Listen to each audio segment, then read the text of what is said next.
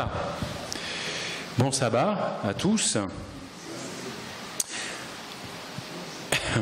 Alors on va conclure cette semaine qu'on a eu beaucoup de plaisir, en tout cas nous, à passer avec vous, et je pense que c'est réciproque, par une étude évidemment qui vient quelque peu... Vous allez comprendre, vous allez comprendre. En tout cas, c'est une courte méditation. J'ai du respect pour votre digestion. Et c'est un temps compliqué, hein, après, au sortir de table. Mais il nous faut néanmoins nous pencher sur ce thème. Et c'est plutôt un concept de l'apôtre Paul. Et c'est Francis ce matin qui disait « J'aurais aimé ». Ben, tu vois, l'Éternel, eh bien, je l'espère en tout cas, va satisfaire ton désir, parce que je voulais conclure avec le concept « en Christ ». Combien de fois, sous la plume de l'apôtre Paul, vous retrouvez « en Christ, en Christ, en Christ ». Qu'est-ce qui se passe avec Paul, toujours « en Christ, en Christ, en Christ ». Alors, il est difficile, d'ailleurs, quasiment même impossible, de comprendre, selon moi, pleinement et correctement l'Évangile, notamment le message des trois anges, la doctrine de la substitution, on y viendra, ou alors encore la grande vérité, Christ notre justice, sans avoir pleinement compris ce que dit Paul quand il dit « en Christ ». On ne peut pas comprendre tout ça si on n'a pas compris en Christ. Et je vais vous demander de faire un effort d'attention, parce que c'est un concept qui ne nous est pas forcément familier, ou du moins il ne l'est que sur le point livresque, au niveau de la parole de Dieu. Bon, quand vous prenez par exemple Romains 1, verset 1, prenez le texte, je ne sais pas si je l'ai affiché, si je l'ai mis, Romains 1, verset 1, est-ce qu'on l'a ? Non, on ne l'a pas. Si tu veux bien enlever celle-là avant de...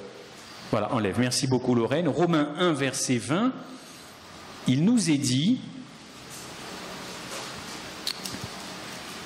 Romains 1, verset 20, vous connaissez peut-être ce verset. Paul, serviteur de Jésus-Christ, appelé à être apôtre, mis à part pour annoncer l'Évangile. Bon, c'est simple, hein. Paul a été mis à part pour annoncer l'Évangile. Maintenant, Jésus-Christ, lui, il n'est pas venu expliquer ce qu'est l'Évangile, mais il est venu pour... Oui, et avant de vivre, on doit être l'Évangile. Bien sûr, vous avez raison. Paul est mis à part pour expliquer, pour... il le dit d'ailleurs, pour annoncer, mais Jésus-Christ n'est pas venu annoncer l'Évangile, il est venu être l'Évangile, évidemment. Et c'est difficile de comprendre encore une fois la justification par la foi qui est présentée dans Galates ou Romains si on n'a pas au préalable compris ce concept en Christ. Alors en Christ, c'est une vérité biblique et cela évoque forcément un concept de solidarité. Solidarité, on va le voir. Et la solidarité, c'est un concept que vous et moi nous connaissons parce que on vit dans une société où se multiplient les associations caritatives, d'aide aux plus démunis, d'aide aux pauvres. Donc on la connaît, on la comprend, cette notion de solidarité. Les restos du cœur, c'est de la solidarité avec ceux qui n'ont ni à manger, pas beaucoup, ou pour se vêtir. Le secours adventiste, c'est de la solidarité. Le secours catholique, c'est de la solidarité. Emmaüs, vous voyez, ça, on comprend cette solidarité, c'est-à-dire venir en aide à l'autre, au prochain. N'est-ce pas? Donc on peut saisir quand même, et on voit des actions solidaires un petit peu partout, quand il y a des catastrophes notamment. On se mobilise et on met en place des programmes de solidarité. Le problème, c'est qu'à côté de cette notion, il y a aussi une grande notion, c'est le principe de l'individualisme. Eh oui, c'est paradoxal, on est dans un mouvement de plus en plus solidaire, mais les gens sont de plus en plus seuls. C'est vrai, Internet, Facebook, tout ça, ça s'est développé. Les gens sont profondément seuls. Une solitude qui peut tuer. Alors que toute la technologie moderne s'est développée. Bon, ça c'est un autre débat. Prenez Genèse 25, verset 21. On va envoyer la diapo. 25, 21. Qu'est-ce qu'il est écrit dans la parole de Dieu? Nous savons que Rebecca est enceinte, n'est-ce pas? Et il est écrit, 2 nations sont dans ton ventre et 2 peuples se sépareront. Ce verset ne nous a jamais intrigués.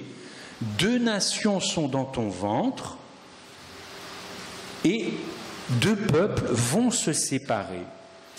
Il n'est pas écrit que ce sont 2 individus qui sont dans ton ventre, mais 2 nations, n'est-ce pas? 2 nations, 2 peuples sont dans les entrailles de Rebecca, et le texte plus loin nous dit que le plus grand sera assujetti, vous le savez, au plus petit.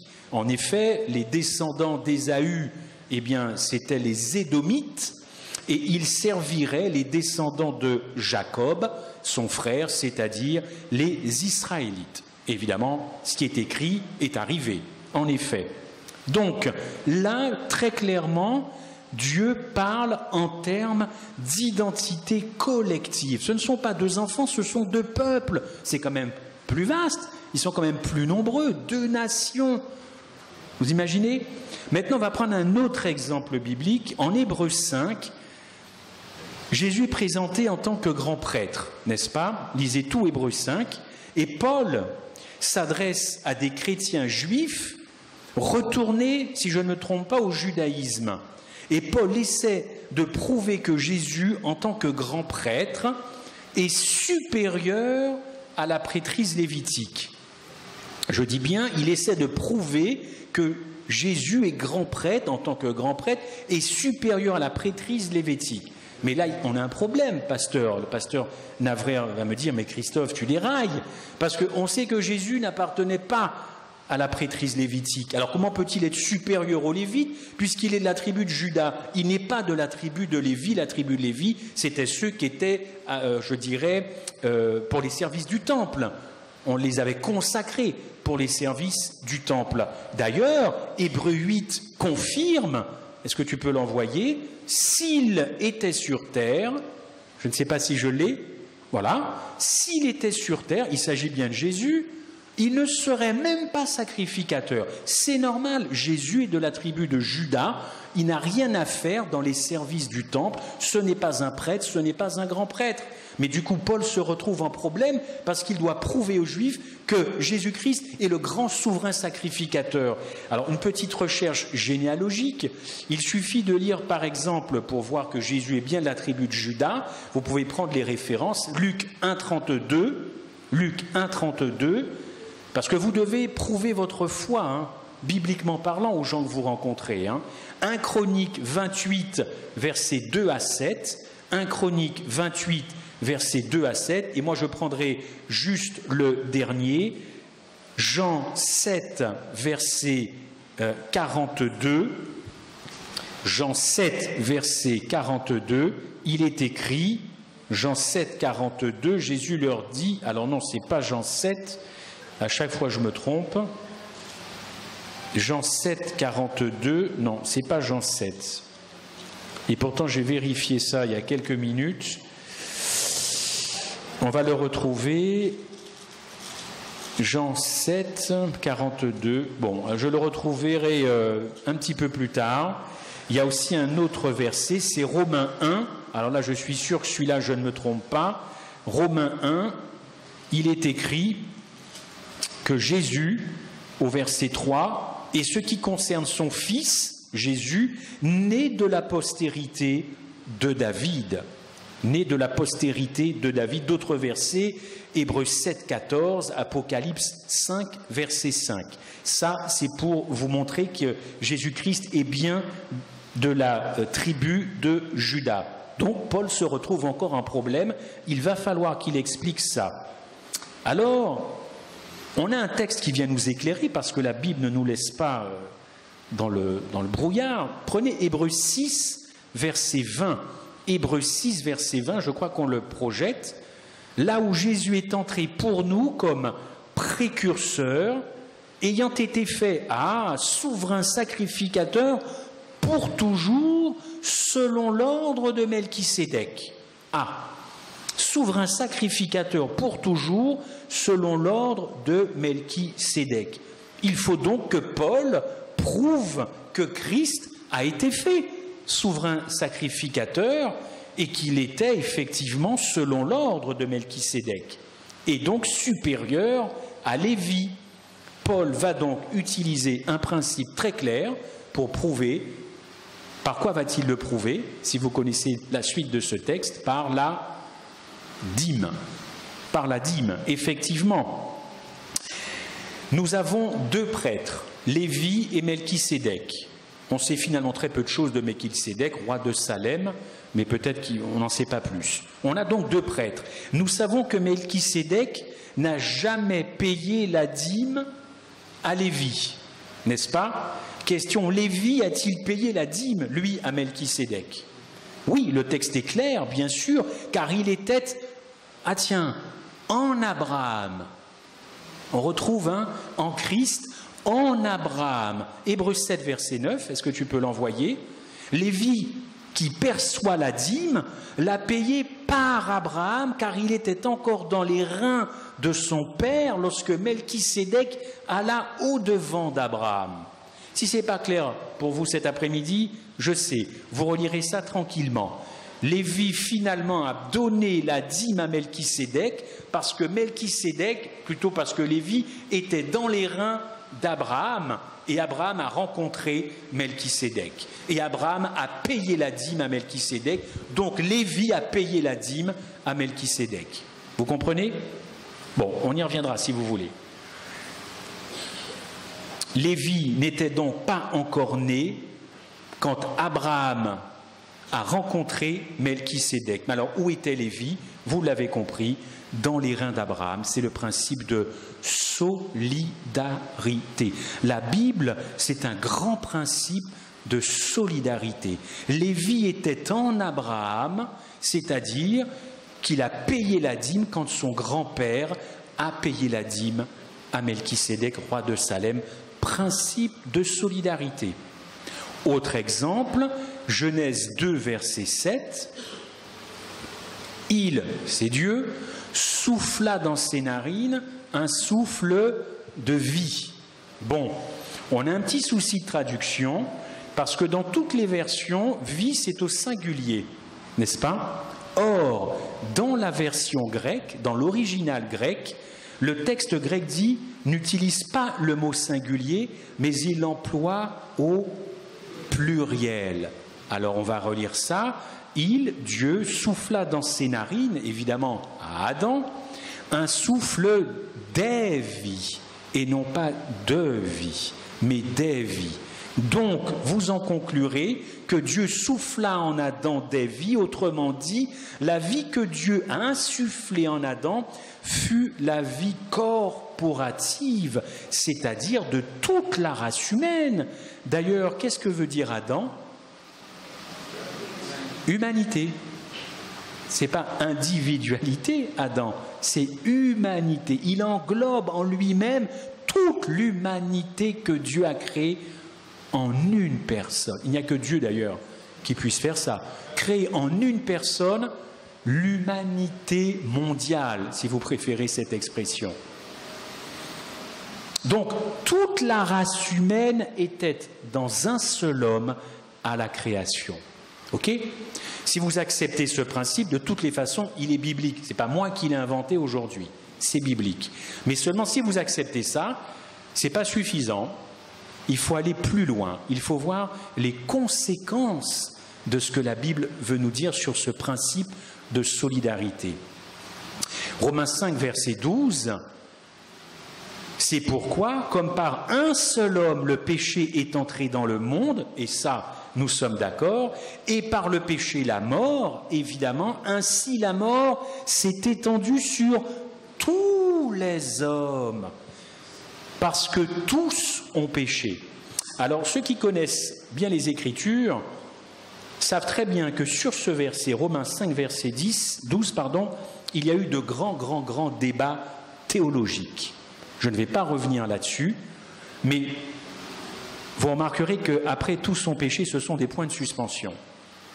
C'est-à-dire que Paul, on a l'impression qu'il n'a pas fini sa phrase, on ne sait pas ce qui se passe. Alors il y a des gens qui ont dit, est-ce qu'ils ont tous péché comme Adam, ou est-ce qu'ils ont tous péché en Adam?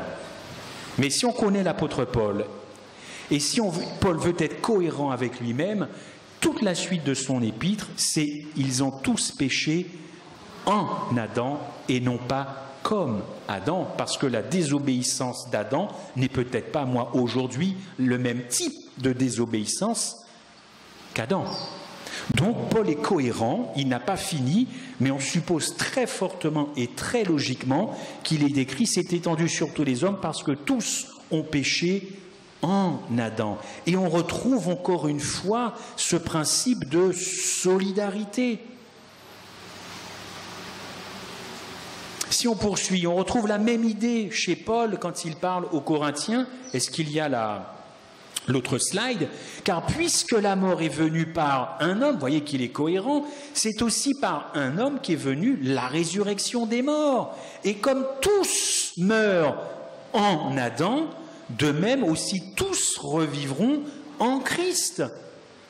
N'est-ce pas? Vous allez voir que ça va beaucoup plus loin en Christ. Donc il est cohérent avec lui-même, il est logique, il est tout à fait logique. Un autre texte, Romains 5, verset 15 ou 18, « Comme par une seule offense, la condamnation a atteint tous les hommes, de même par un seul acte de justice, la justification qui donne la vie s'étend à tous les hommes. » Et ce n'est pas marqué tous les hommes croyants, ce n'est pas marqué tous les hommes adventistes, ce n'est pas marqué tous les hommes catholiques romains, c'est tous les hommes. Alors, encore un verset qui a fait problème, qui a posé débat. Comment Dieu peut-il justifier tous les hommes? Il faut accepter quand même son salut pour être justifié. Oui ou non? Mais oui, mais là vous allez voir ce qui est marqué. La justification qui donne la vie. Et selon moi, ce n'est pas la justification par la foi, ça c'est la justification qui donne la vie. Parce que si vous et moi nous sommes là cet après-midi, c'est parce que Christ s'est offert en sacrifice à Golgotha. Et qu'il a donc redonné une chance à qui? Aux croyants? Non.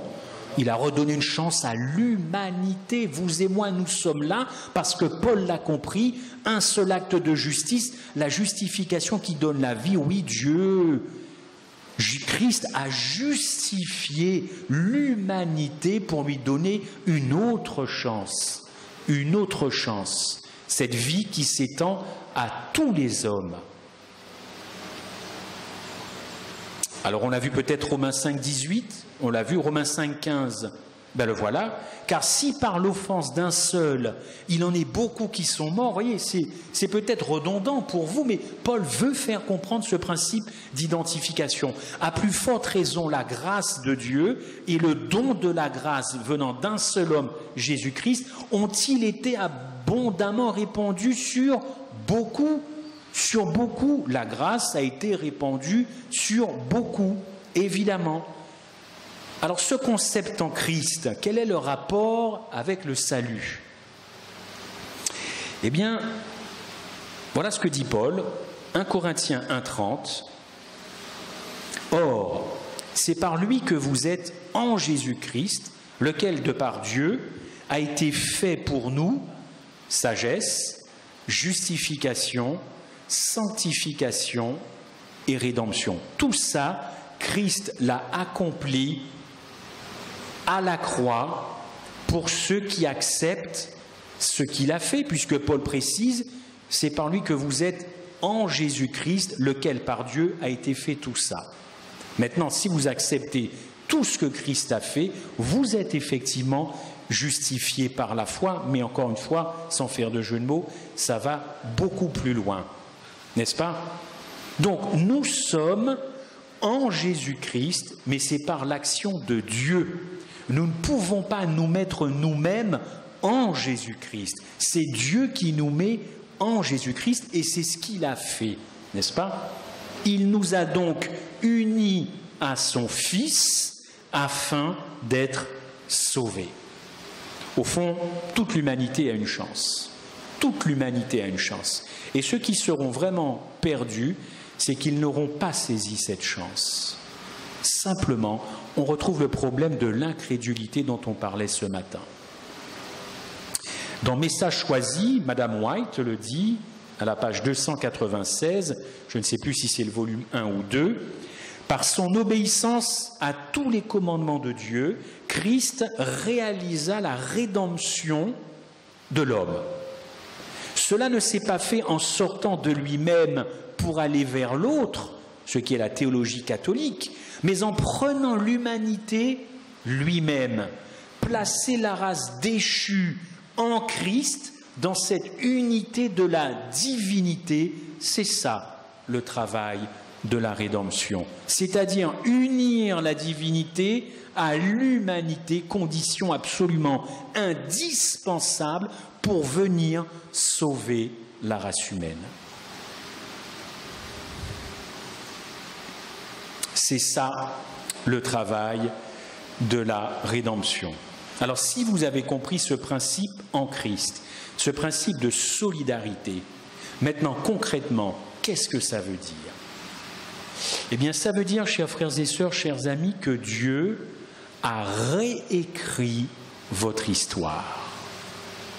Eh oui, en Adam, en Christ. Si vous avez saisi le principe en Adam, je pense qu'avec quelques versets c'est bon, vous devez admettre qu'en Christ, il s'est passé quelque chose. Votre histoire a été réécrite, notre histoire avec Adam a été très très mal engagée, mais Dieu a changé cela. Donc, Adam, nous n'avons plus rien à voir avec Adam, si ce n'est que ça a été notre premier parent. Mais de grâce, Adam, c'est terminé. Ça ne veut pas dire qu'on ne discutera pas avec lui, mais c'est fini. On ne peut plus se réclamer d'Adam, ce serait faire offense à Christ, qui est le second Adam. Donc, je préfère accorder ma voix, entre guillemets, à celui qui m'a donné une deuxième chance, parce que j'étais en lui, plutôt que de me réclamer de celui qui m'a planté et qui m'a envoyé dans le mur à cause d'un acte de désobéissance. Nous n'avons plus rien à voir avec Adam. Rien. Maintenant, c'est Christ. Évidemment. Une autre vérité découle de cette nouvelle histoire, c'est que Dieu nous voit comme si nous n'avions jamais péché. Qu'est-ce que c'est que cette histoire? Alors que je passe mon temps à chuter, alors que j'ai beaucoup de faiblesses, je suis attaqué, comment se peut-il que Dieu me voie sans péché? Mais Paul le dit, si quelqu'un est en Christ, encore une fois, je pense qu'on a la slide, il est une nouvelle créature, les choses anciennes sont passées.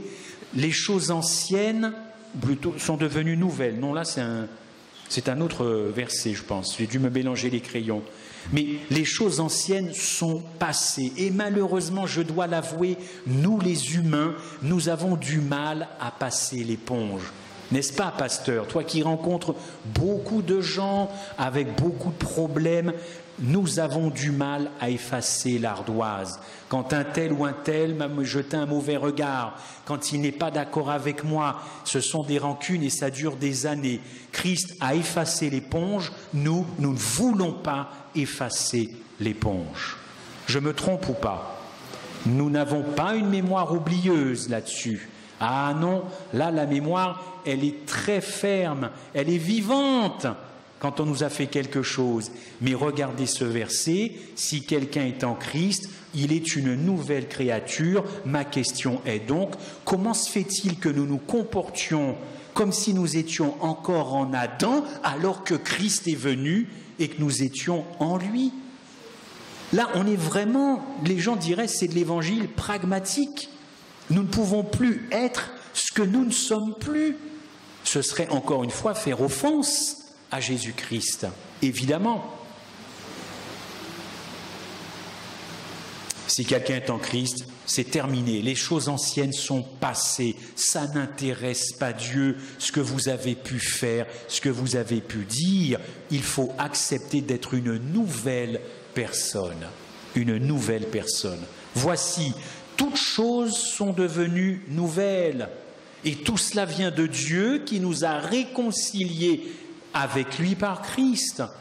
Et vous le savez, ce n'est pas Dieu qui était fâché avec l'humanité, c'est l'humanité qui était fâchée avec lui. Et c'est lui qui prend encore cette initiative, n'est-ce pas? Donc, le monde entier a été réconcilié avec Dieu et c'est son initiative, encore une fois. Dieu n'est plus fâché avec l'homme, c'est l'homme qui reste fâché avec Dieu. C'est peut-être un bizarroïde avec tout ce qui se passe, mais non, Dieu n'est pas fâché parce qu'il voit Christ pour ne pas être fâché avec l'homme. Il regarde son Fils pour ne pas être fâché et il ne peut pas être fâché. Maintenant, il y a une citation qui m'a toujours terriblement impressionné d'Ellen White. Je ne sais pas si vous la connaissez. Elle est véritablement... Elle donne la chair de poule. Voici ce que Madame White a déclaré. C'est dans le commentaire biblique adventiste, mais en anglais, volume 5, aux pages 1132 et 1133. Regardez. « Oh, nous ne comprenons pas la valeur de l'expiation, en anglais atonement. Si nous le comprenions, nous en parlerions plus. Le don de Dieu dans son Fils bien-aimé était l'expression d'un amour incompréhensible. C'était le maximum, le plus élevé, le plus extrême que Dieu pouvait faire pour préserver l'honneur de sa loi et en même temps sauver le transgresseur. Et oui, Dieu a une loi, il faut qu'il la respecte, mais il aime le pécheur, il faut sauver le pécheur. Loi, pécheur, qu'est-ce que je fais? Loi, pécheur.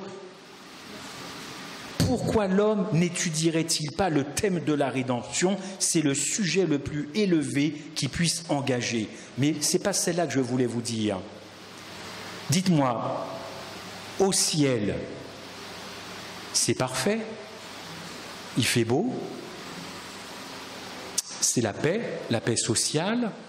Tout le monde, il est beau, tout le monde, il est gentil.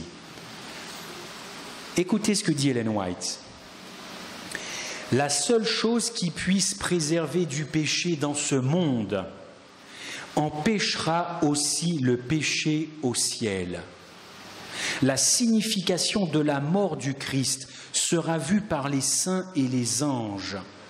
Les anges donnent honneur et gloire à Christ, car même eux ne sont pas en sécurité, sauf en contemplant les souffrances du Fils de Dieu. Ah oui, je vais reprendre, parce que ça devrait vous interpeller. Les anges donnent honneur et gloire à Christ, car même eux ne sont pas en sécurité, sauf en contemplant les souffrances du Fils de Dieu. C'est par l'efficacité de la croix que les anges du ciel sont préservés de l'apostasie. Sans la croix, ils ne seraient pas plus en sécurité contre le mal que ne l'étaient les anges avant la chute de Satan. Je suis en train de vous dire que l'idée que nous nous faisons du ciel, où c'est la paix, le ciel a été traumatisé par ce qui s'est passé en Éden. Traumatisé. Et je pense qu'il ne voudrait pas d'un second traumatisme. C'est pour ça que le péché, il l'observe chez l'homme. Il regarde l'homme bouger et il voit comment l'homme se comporte par rapport au péché. Et dès qu'ils commencent à frémir parce qu'ils ont vu un tiers de leurs meilleurs amis partir, n'est-ce pas? Eh bien, pour les rassurer, Madame White nous dit qu'ils regardent à Christ. Et là, ça les apaise, ça les calme. Extraordinaire citation.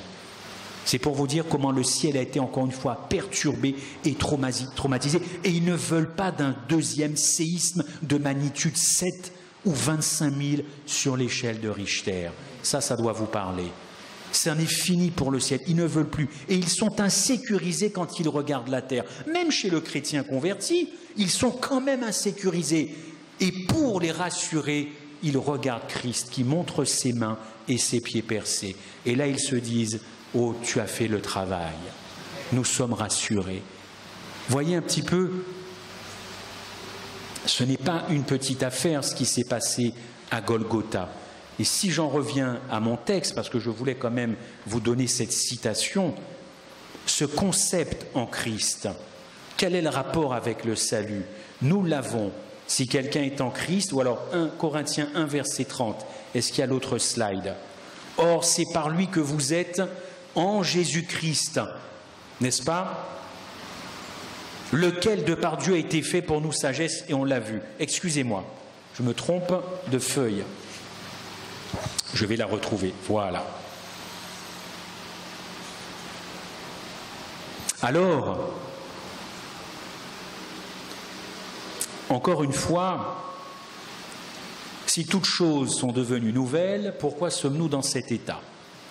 Vaste question. Probablement parce que l'homme reste encore fâché et que, comme la femme de Lot, il regarde un peu en arrière pour voir tout ce qu'il a perdu.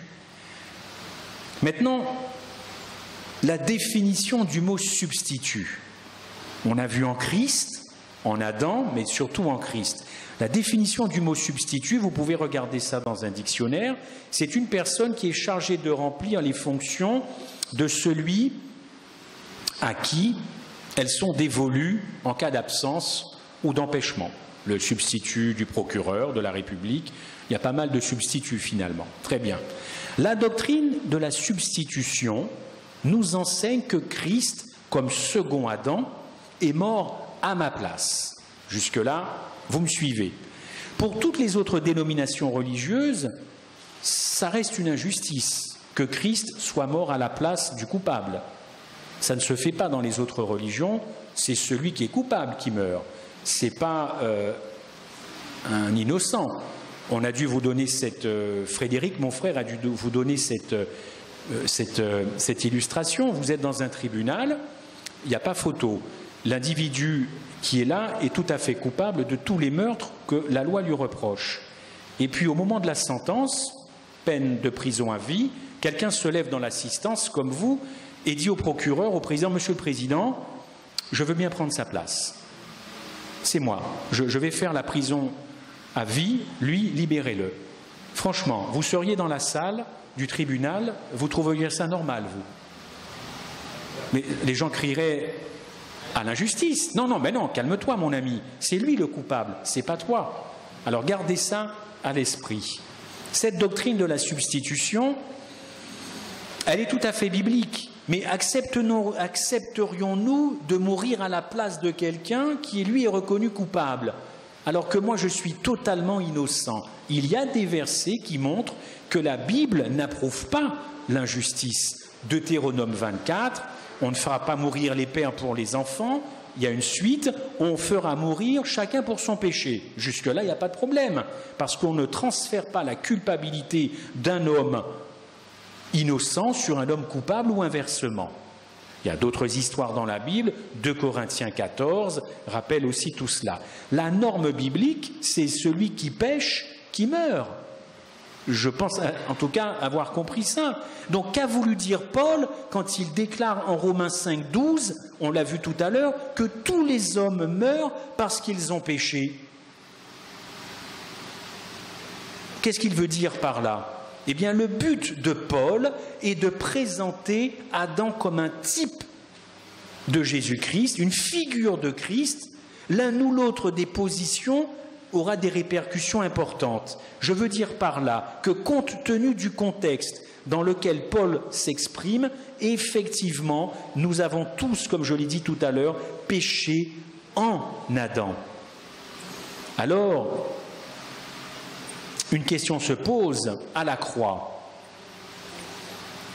Il y a bien un homme qui est mort, n'est-ce pas? Il est mort à la place de tous les hommes, ou alors ce sont tous les hommes qui sont morts en un seul homme? La Bible donne une réponse en 2 Corinthiens 5, 14. si tu veux bien lancer. Voilà. Car l'amour agapé de Christ me presse, car nous estimons que si un seul homme est mort pour tous, tous sont donc morts, et qu'il est mort pour tous. Vous retrouvez le principe de la substitution. C'est-à-dire, j'espère que vous l'avez compris, nous sommes tous morts en Christ. Tous, toute l'humanité était en Christ à la croix. Toute l'humanité était en un seul homme. On retrouve encore cette idée dans 1 Pierre 2, 24, n'est-ce pas? 1 Pierre 2, verset... Non, je ne l'ai pas, alors je vais vous le dire. « Lui qui a porté nos péchés sur le bois, afin que, morts au péché, nous vivions pour la justice. » Alors ce concept en Christ, encore une fois, ce n'est pas une petite affaire. C'est un peu compliqué de s'imaginer que toute l'humanité était en Jésus-Christ, et pourtant la Bible le fait très clairement comprendre.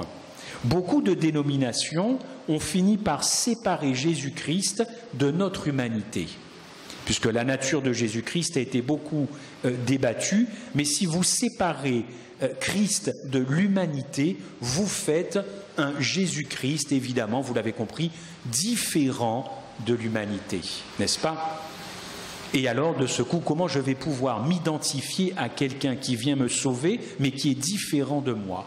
Il ne peut pas y avoir ce principe d'identification, n'est-ce pas?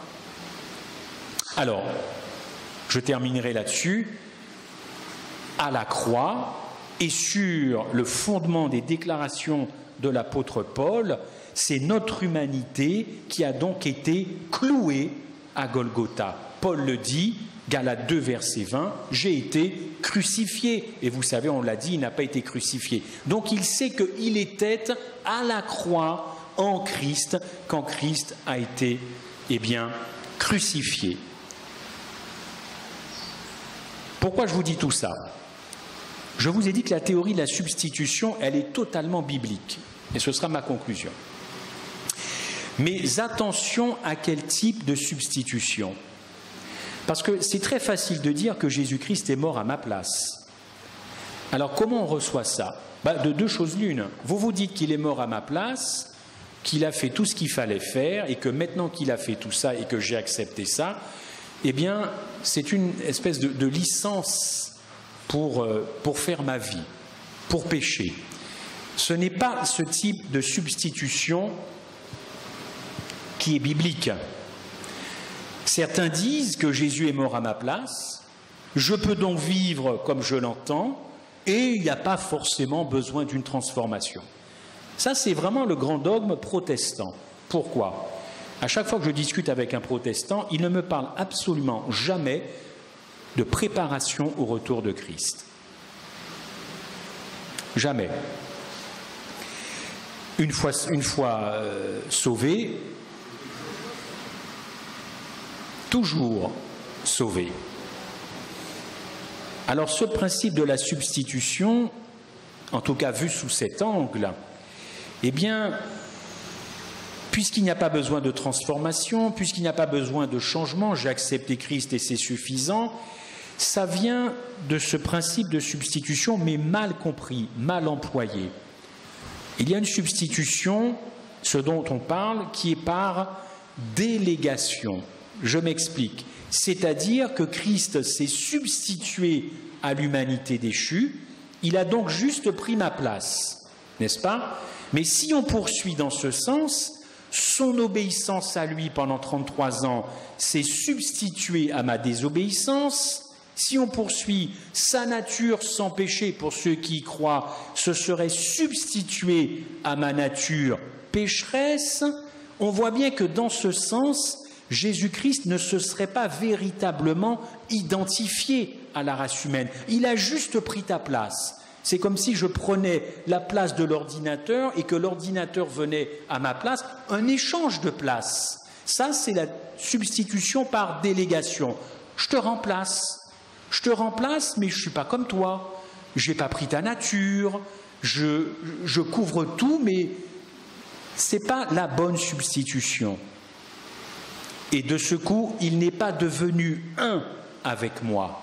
Mais au contraire, la vraie substitution biblique, elle est basée sur le concept de solidarité. C'est-à-dire que Christ m'a bien sauvé, il a bien sauvé le genre humain, mais il l'a sauvé non pas par délégation, mais en réalité. En réalité, c'est-à-dire qu'il n'a pas simplement vécu une vie parfaite d'obéissance, il n'a pas simplement obéi à ses parents, il n'est pas simplement mort à la croix pour moi.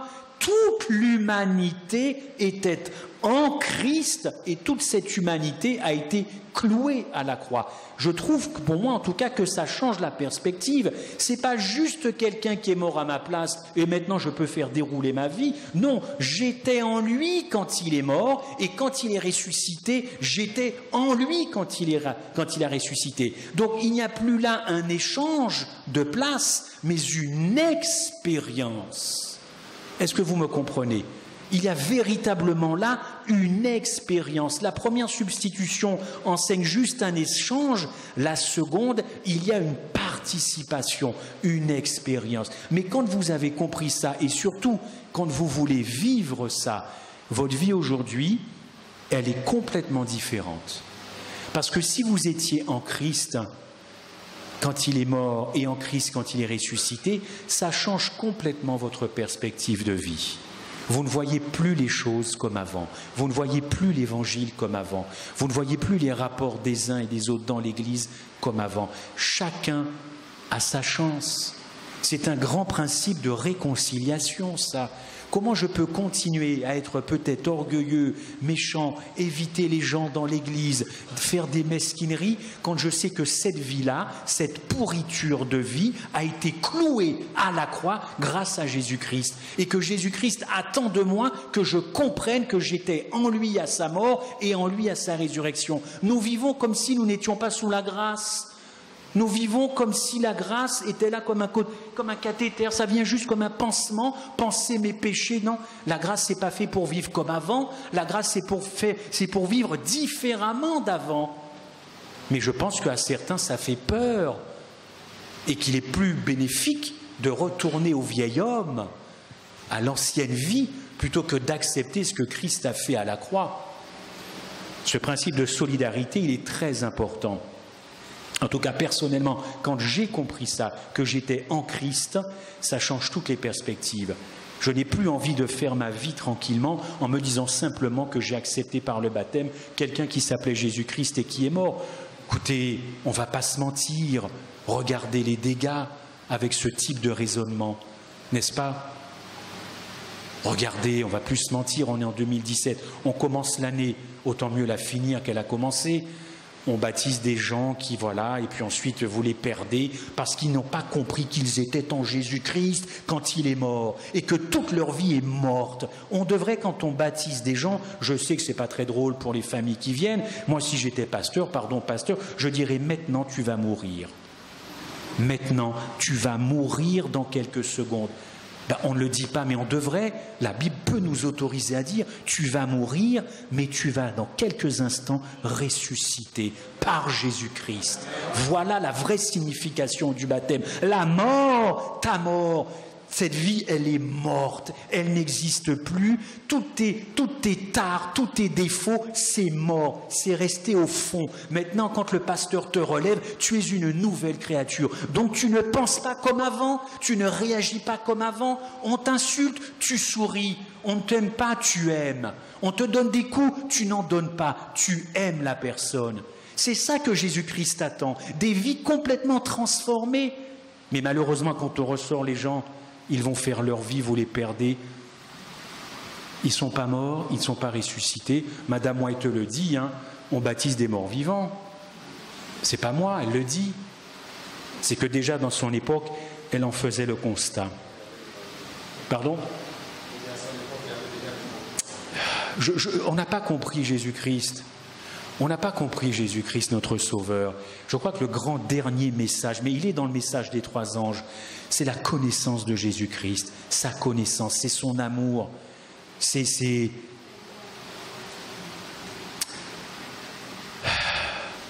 D'ailleurs, pour conclure, vous savez que le texte de Corinthiens dit vous êtes une nouvelle créature, n'est-ce pas? Si quelqu'un est en Christ, il est une nouvelle créature. Là encore, c'est un problème de traduction. Le grec ne dit pas créature, le grec dit création. Vous voyez, comme nous on est pauvres en français, il faudrait qu'on arrête de lire le français et qu'on se mette au créole, enfin ça vous maîtrisez. Hein. Peut-être le créole est sûrement plus riche parce qu'il traduirait ça différemment. Mais moi, si je n'étudiais pas autre chose, j'étudie beaucoup la Bible, mais d'autres livres qui m'amènent du grec et de l'hébreu, je resterais être pauvre avec le français. Nouvelle création, ben, c'est normal, ça nous rappelle la Genèse et la création. Création. Chers amis, pour conclure, ce concept est très important. Christ a donc cloué la race adamique à la croix. Et donc nous ne sommes plus redevables d'Adam. Nous n'appartenons plus à cette lignée adamique. C'est terminé. Christ est venu entre les deux. Mais nous sommes de celle de Christ avec la conséquence que le péché et toute sa cohorte de problèmes n'est plus une fatalité dans la vie. Alors que Dieu vous aide et m'aide toujours à rester dans cet état d'esprit, c'en est fini de la race adamique. Maintenant, c'est Christ, nouvelle créature, nouvelle mentalité, nouvelle perspective. Et on passe l'éponge. Si on est venu vous faire une misère ou une crasse, on passe l'éponge. On augmente la joie, on avance. On n'a plus de rancœur dans le cœur. On ne se rappelle plus qu'il y a 10, 15 ans, on vous a fait ça. Et puis dans la rue, si on vous fait une queue de poisson, vous ne klaxonnez pas. Ça ne sert à rien. Et je me le dis moi-même, parce qu'à Paris, il y a de la circulation, comme ici. C'est un apprentissage. Mais je voudrais conclure vraiment en disant que si la sanctification, c'est l'œuvre de toute une vie, je vous rassure tout de suite, le chantier, il a une fin. Et le chantier qui a une fin, c'est avant le retour de Christ. Nous ne serons pas en chantier en permanence jusqu'à mon dernier souffle. Ça, c'est un évangile satanique. Christ se prépare un peuple qu'il va purifier. Et ils seront saints et irréprochables. Alors le chantier, oui, mais il y a des chantiers qui ne se terminent jamais. L'Évangile va terminer ce chantier avant que Jésus revienne. Mais comprenez ce concept-là et bonne étude biblique à tous. Amen.